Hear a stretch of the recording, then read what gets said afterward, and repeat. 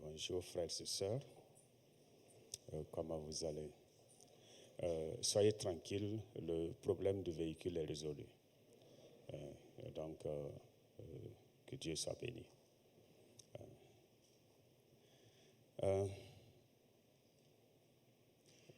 Avant de passer à la méditation, je voudrais vous dire que le programme qui avait été élaboré, que nous avions porté à votre connaissance concernant la MACO, eh bien, on a pu tenir ce programme. Nous sommes allés le vendredi 29 pour nettoyer. On nous a confié le nettoyage de 3 parloirs, ce qui a été bien. Nous avions pensé que on nous dirait de nettoyer un bâtiment, mais après réflexion, je me suis dit c'était bien, parce que les parloirs sont des espaces publics. Donc, ça a été fait. Nous avons apporté des produits de nettoyage, etc., que nous avons laissés au profit des résidents. Nous sommes le dimanche 31, qui était jour de Pâques. Eh bien, un repas a été offert aux pensionnés qui fréquentent la chapelle. Donc, ils ont pu avoir un bon repas de Pâques et ils ont été réjouis de disposer de cela. Le vendredi 5, nous sommes repartis pour la campagne d'évangélisation avec la remise des dons en nature.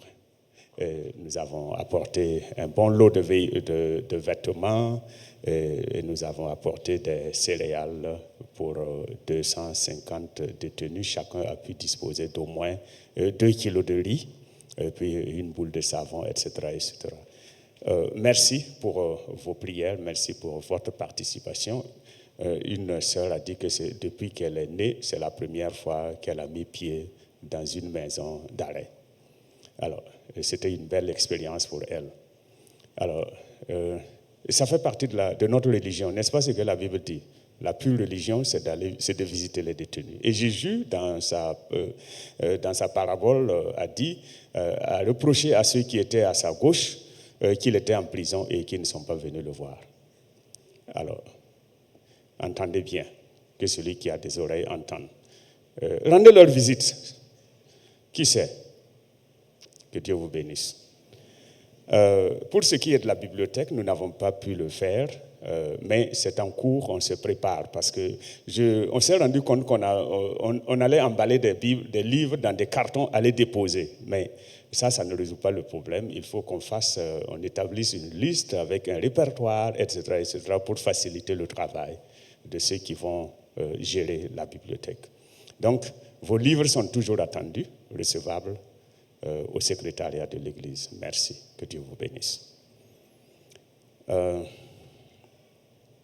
Nous allons lire dans le livre de l'Apocalypse, et nous lisons au chapitre 3, Apocalypse chapitre 3, et nous allons lire on va lire à partir du verset 14, la lettre à Laodicée.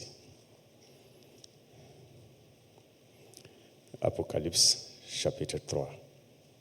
Nous lisons à partir du verset 14. Écrit à l'ange de l'église de Laodicée, voici ce que dit l'Amen, le témoin fidèle et véritable, le commencement de la création de Dieu. Je connais tes œuvres, je sais que tu n'es ni froid ni bouillant. Puisses-tu être froid ou bouillant? Ainsi, parce que tu es tiède et que tu n'es ni froid ni bouillant, je te vomirai de ma bouche. Parce que tu dis, je suis riche, je me suis enrichi et je n'ai besoin de rien. Et parce que tu ne sais pas que tu es malheureux, misérable, pauvre, aveugle et nu, je te conseille d'acheter de moi de l'or éprouvé par le feu, afin que tu deviennes riche, et des vêtements blancs, afin que tu sois vêtu et que la honte de ta nudité ne paraisse pas, et un collier pour oindre tes yeux, afin que tu vois. Moi, je reprends et je châtie tout ce que j'aime. Aie donc du zèle et répands-toi. Voici, je me tiens à la porte et je frappe. Si quelqu'un entend ma voix et ouvre la porte, j'entrerai chez lui, je souperai avec lui et lui avec moi. Celui qui vaincra, je le ferai asseoir avec moi sur mon trône, comme moi j'ai vaincu et me suis assis avec mon Père sur son trône. Que celui qui a des oreilles entende ce que l'Esprit dit aux églises. Amen. Notre Dieu, bénis ta parole.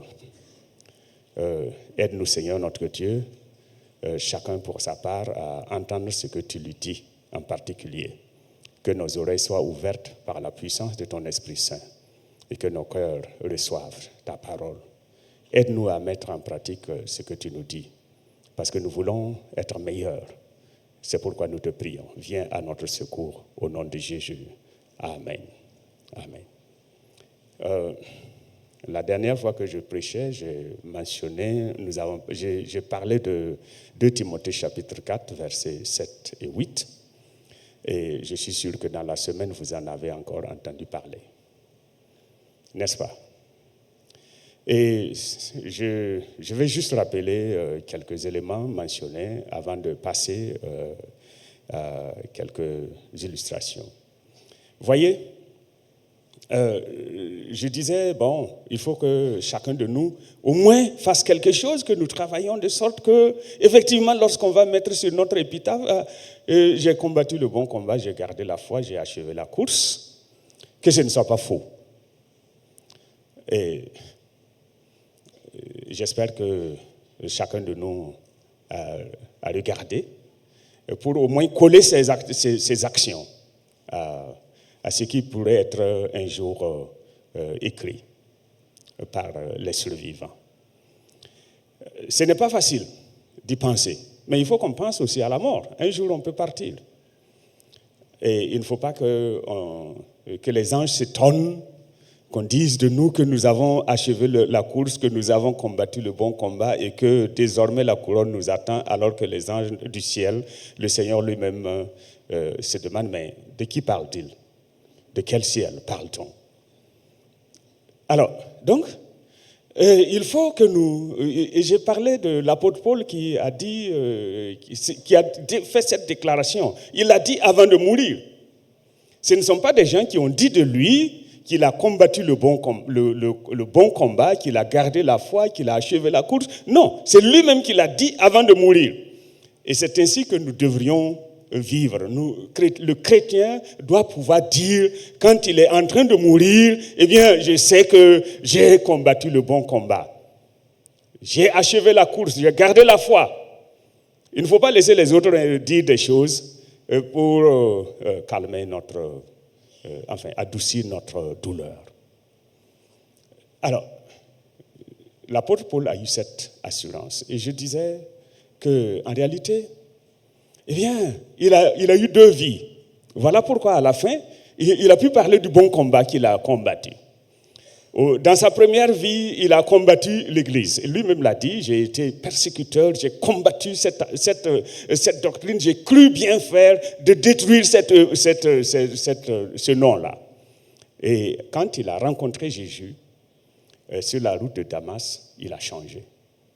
Et désormais, il a combattu le bon combat. Et c'est à partir de ce moment que lorsqu'il était au terme de sa vie terrestre, il a pu dire, j'ai combattu le bon combat, j'ai achevé la course, j'ai gardé la foi.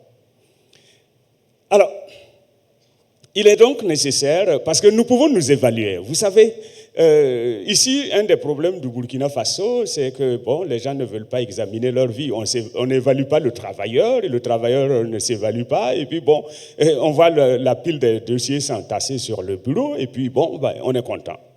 On trouve toujours des excuses. Mais normalement, nous devons nous évaluer nous-mêmes.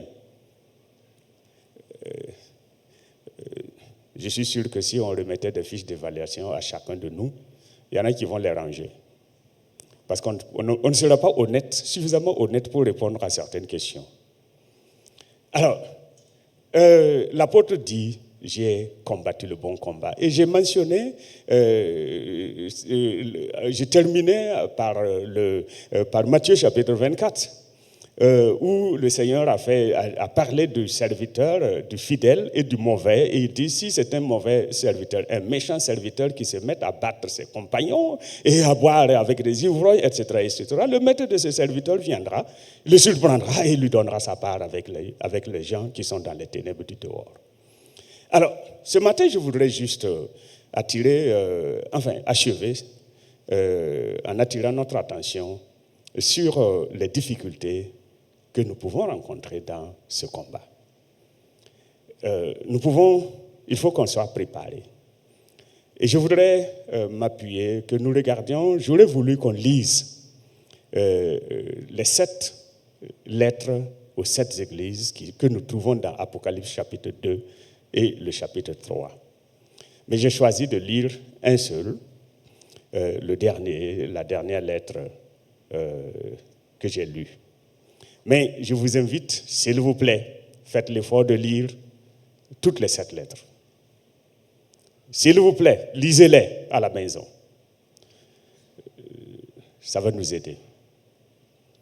Alors, dans ces 7 lettres, il y a un certain nombre d'éléments qui sont mentionnés contre lesquels les églises, ne parlons pas d'églises, mais parlons plutôt les fidèles de ces églises mentionnées devraient combattre. Le Seigneur a voulu les avertir, attirer leur attention sur des réalités auxquelles ils doivent faire face. Et il faut que le chrétien se prépare parce que c'est comme ça. Dans la première lettre, il est question qu'ils doivent combattre les faux docteurs, les faux apôtres. Les faux apôtres. Qu'est-ce qu'un apôtre? L'apôtre Paul dit que lui, il est le dernier des apôtres. Mais il dit avoir travaillé plus que les autres. Et l'apôtre, c'est celui qui a été appelé, qui a été envoyé par un maître. Il a été envoyé. Et dans la définition courante, on dit qu'il pose des fondations. Il pose des fondations. Il commence, il organise, et puis il s'en va, il laisse à d'autres personnes pour continuer, parce qu'il ne veut pas rester sur place. Il ne veut pas se laisser prendre au piège de la sédentarité. Quand son travail est terminé, regardez le livre des apôtres, des actes des apôtres, il va de ville en ville, de village en village, il organise et il s'en va. Il apporte la bonne nouvelle, organise l'église et puis continue sa route. Parce qu'à la fin, il pourra dire, Dieu ne m'a pas appelé pour que je baptise des gens, mais il m'a appelé pour que j'apporte la bonne nouvelle. Donc, l'église devrait, dans la première lettre, les fidèles de cette église-là, Dieu les avertit qu'ils auront affaire à des faux apôtres. Ils auront affaire à des faux apôtres, et c'est-à-dire que le faux, c'est celui qui fait autrement, il fait le contraire de ce que le vrai fait. Et il faut que vous et moi, nous le sachions, comme l'église d'Éphèse devait le savoir. Et ils sont avertis qu'il y aura aussi ils auront d'autres ennemis. Entre autres, les faux miracles. Enfin, ceux qui font semblant, ceux qui imitent. Vous savez, il y a l'histoire des 7 fils, des 2 fils de ce fameux Sceva qui se font passer pour exorcistes. Au lieu de se tenir à ce qu'ils savent faire, ils ont décidé de changer.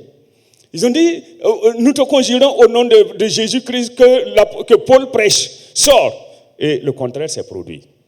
Et le démon a dit, je connais Jésus, je connais Paul, mais vous, qui êtes-vous? Et vous connaissez la suite. Vous trouvez cela dans Actes, chapitre 19. Alors, ils étaient avertis qu'ils auront affaire aussi à une autre manifestation. Et ça, c'est encore plus pernicieux. Vous voyez l'histoire de Démétrios, l'orfèvre. Voilà un problème. Il va il va soulever presque toute la ville contre l'apôtre Paul et ses compagnons en disant, voyez, la menace, c'est pas que ceci, cela, mais c'est que, en fait, il dit que notre religion là n'est pas une vraie religion. Aujourd'hui, frères et sœurs, qu'est-ce que vous n'entendez pas? On dit non, le christianisme est une religion venue de l'étranger.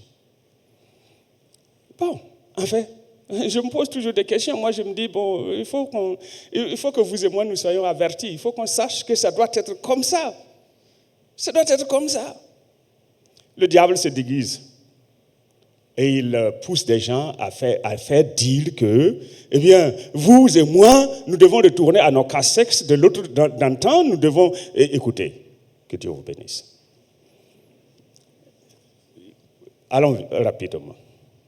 Dans la deuxième lettre, eh bien, le Seigneur avertit l'Église et que les chrétiens auront à faire face, eh bien, à un phénomène, la lutte entre le bien et le mal, la richesse et la pauvreté.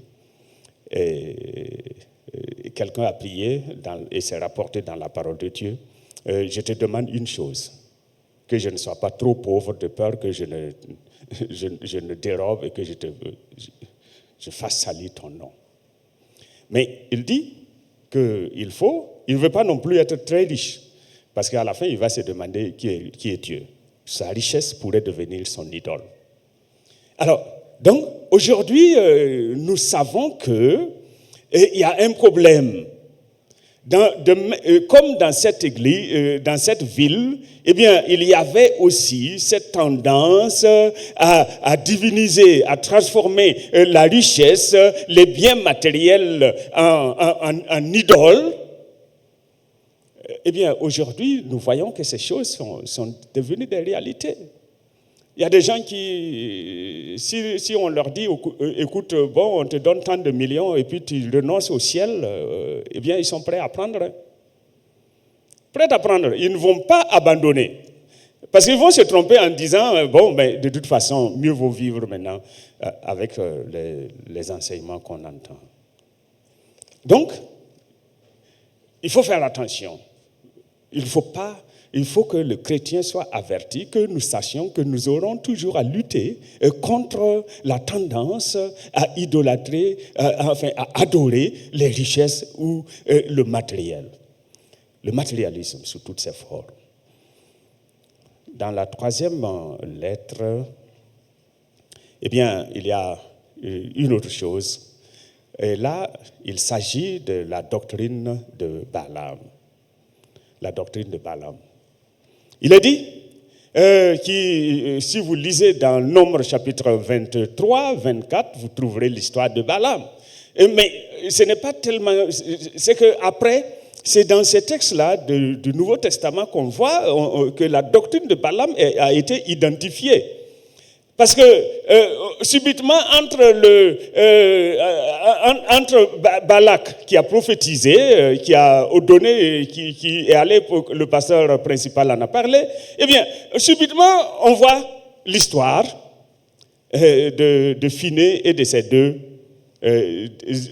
deux immoraux qu'il a dû tuer. L'histoire, c'est qu'en réalité, Balaam, après avoir dit la parole de Dieu, fait entendre à Balak ce que Dieu veut pour Israël, ce que Dieu a décidé pour son peuple. Eh bien, Balaam va donner en dessous des conseils. Il dit, écoute, il faut les retourner contre leur Dieu. Si jamais ils adorent des idoles, ils mangent des viandes sacrifiées aux idoles, c'est-à-dire s'ils participent au culte des idoles et s'ils tombent dans le piège de l'immoralité, eh bien, il n'y a pas de problème, tu n'as même pas besoin de te salir les mains. Leur Dieu là-même va s'en occuper. Et effectivement, Dieu s'en est occupé, 23 000 sont morts en un jour. Parce que Dieu est saint, il n'accepte pas de cohabiter avec l'immoralité. Or, aujourd'hui, l'immoralité est devenue Je dis souvent, quand on en parle, il faut qu'on regarde, on s'accorde d'abord sur le lexique, sur le sens même des mots. Parce qu'il y en a qui n'en font pas un problème. Même on les classe.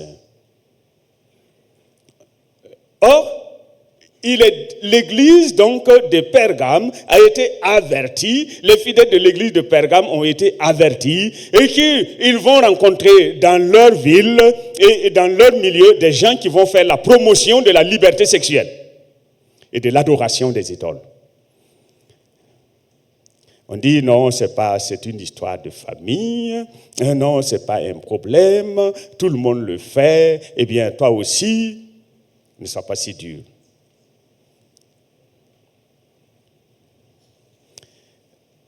Alors, à l'adresse des fidèles de la 4e église, eh bien, il est question de Jézabel. Jézabel. Alors, Jézabel, la Bible dit que c'est une dame qui vit dans l'immoralité, dans l'impudicité et qui propose ses services aux autres. Et les chrétiens ne seront pas à l'abri. Et il faut que vous et moi, nous sachions que ces choses-là sont réelles. Et que si Dieu dit que ce n'est pas bon, c'est que ce n'est pas bon. Et que le chrétien n'a pas part à ces choses-là, il n'a pas droit à ces choses, il ne devrait pas s'engager dans ces choses. Parce que ce sont des pièges dans lesquels l'ennemi attire des enfants de Dieu pour leur priver, donc les priver de leur salut. On peut perdre son salut. Nous ne sommes pas des calvinistes. Dans la 5e lettre adressée aux membres de l'église de Sardes, eh bien, l'église devrait se préparer, les fidèles doivent s'assurer au moins qu'ils vivent, qu'ils soient vivants, spirituellement parlant, qu'ils aient du mordant pour parler comme les autres. Un chrétien, et puis, il ne gêne même pas les non-chrétiens quand ils sont en train de parler quand ils sont en train de blasphémer. Le chrétien est là assis, il ne dit rien, il ne fait rien, il ne le dérange même pas. Il ne dérange personne. Il est mort spirituellement parlant. Or, la mort spirituelle est un problème. Parce que si on est mort, spirituellement parlant, on ne sera pas enlevé lorsque le Seigneur reviendra. Parce que si on est vivant, on peut entendre le son de la trompette. Mais si on n'est pas vivant, on est mort spirituellement, nous ne reconnaîtrons pas le son de la trompette. Et le monde ne veut pas qu'on le dérange. Et c'est comme ça qu'on fait. Non, il ne faut pas faire du prosélytisme. Non, il faut respecter chacun. Non, il faut... Et puis bon, petit à petit, on est là. Notre saveur a disparu. Notre lumière est voilée. À l'église de Philadelphie,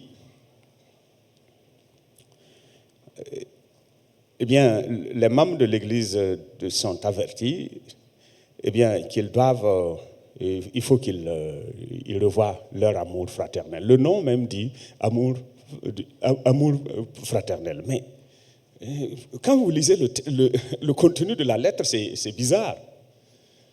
C'est-à-dire que quelque part, il porte un nom. Comme nous, aujourd'hui, on dit burkinabé, alors que derrière, j'aime souvent dire que les voltaïques étaient plus intègres que les burkinabés.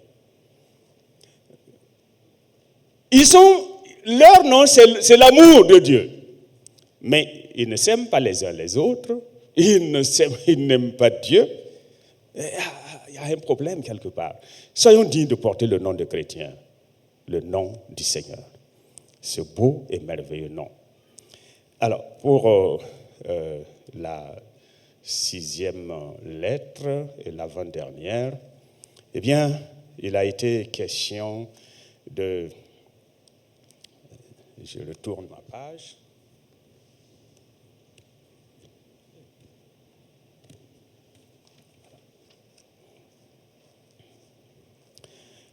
Il a été question donc à l'adresse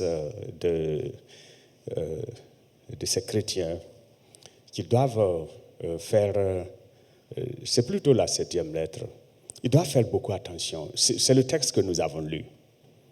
Le texte que nous avons lu dit que nous avons, les chrétiens vont, on va garder l'apparence. Vous savez, l'Écriture dit qu'ils ont l'apparence de la piété, mais ils ont perdu ce qui en fait la force. Et l'église de Laodicée se trouverait dans cette situation. Et les chrétiens devraient savoir que la forme n'est pas ce qui compte aux yeux de Dieu. Parce que, vous savez, nous pouvons transformer les choses. Nous savons comment les choses doivent être faites. Je me rappelle la première fois que j'ai dit, en présidant ce culte de cette église, j'ai dit ce jour-là, je mentionne ma rébellion. Le pasteur qui était là, il a été surpris que j'annonce la Sainte Seine avant le message.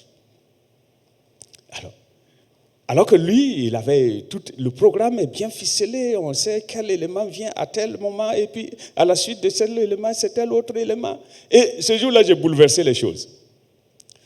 Et à la fin, quand je suis allé le lundi matin, comme d'habitude, pour la correction et recevoir mon cahier de charge, la première chose qu'il me dit, mais Youssouf, qu'est-ce que tu as fait comme ça? J'ai dit, bon, le Seigneur m'a inspiré de faire comme ça cette fois-ci. Et il ne pouvait plus rien dire parce que le message était vraiment bien à propos par rapport à la Sainte Seine. Mais on ne veut pas changer. Nous avons des formes que nous conservons. Et quelquefois, ce sont des rituels, ça n'a rien à voir avec Dieu. C'est avec nous que nous avons à faire. On fait les choses comme ça. Qui dit que ça doit être comme ça? Mais il y a un problème avec les chrétiens. Non, ça a toujours été comme ça. Demandez-lui depuis combien de temps? Qui a commencé? Est-ce que ça vient? Donnez-nous un texte biblique, il n'y en a pas. Mais nous savons garder les formes et nous sommes attachés à ces choses-là, de sorte que ça pose un problème. Nous parlons de réforme. Ce n'est pas sûr qu'on ne veut pas, puisqu'on ne veut pas changer. Réformer, c'est changer.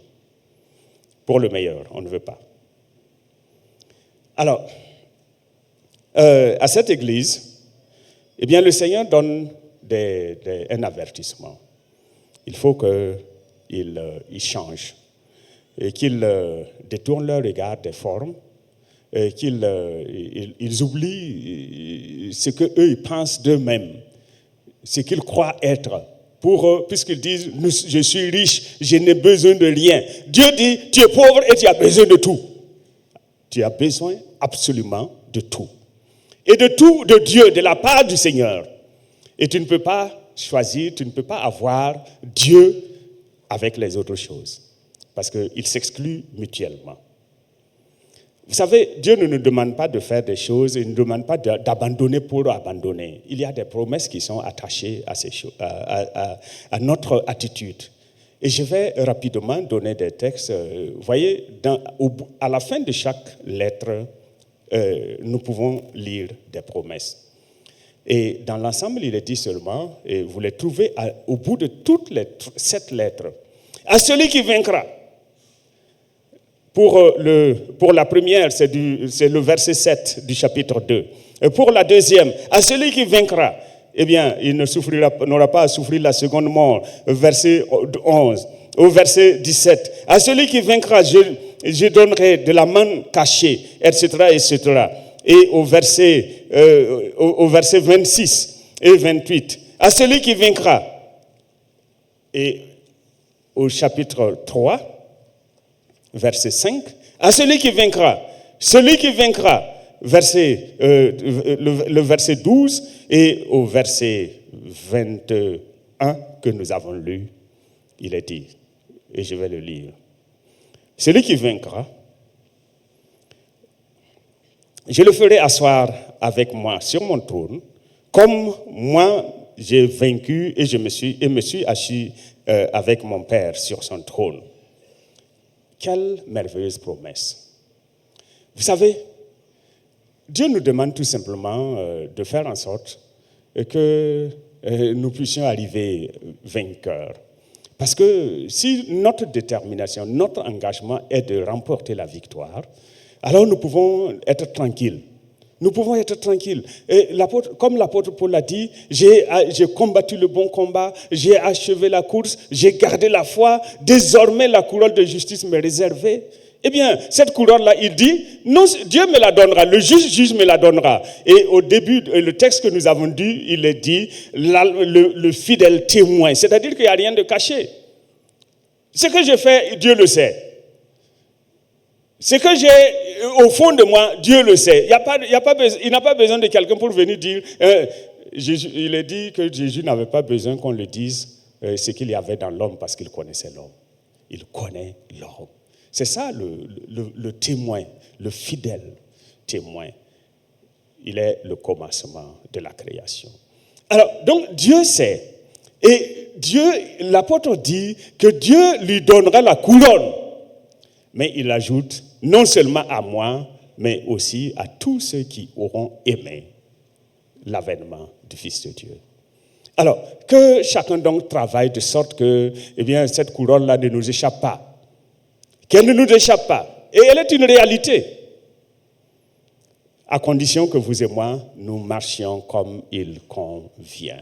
Que nous nous appliquions et que nous prenions les avertissements du Seigneur pour notre vie de tous les jours, que nous marchions conformément à ces avertissements, que nous prenions les choses. Parce que quand on est averti, on ne doit pas être surpris, on ne va pas se laisser prendre par surprise par l'ennemi. Il est dit que nous aurons des tribulations dans le monde, mais soyez courageux, ne vous inquiétez pas, ne vous effrayez pas, j'ai vaincu le monde. Nous n'avons pas à lutter contre la chair et le sang, mais contre les puissances, contre les dominations, Éphésiens chapitre 6. Eh bien, que chacun de nous s'engage dans ce combat, que nous soyons prêts pour mener ce combat jusqu'à son terme. En gardant la foi, alors nous partagerons la couronne de vie avec l'apôtre et ceux qui nous ont précédés. Que Dieu vous bénisse.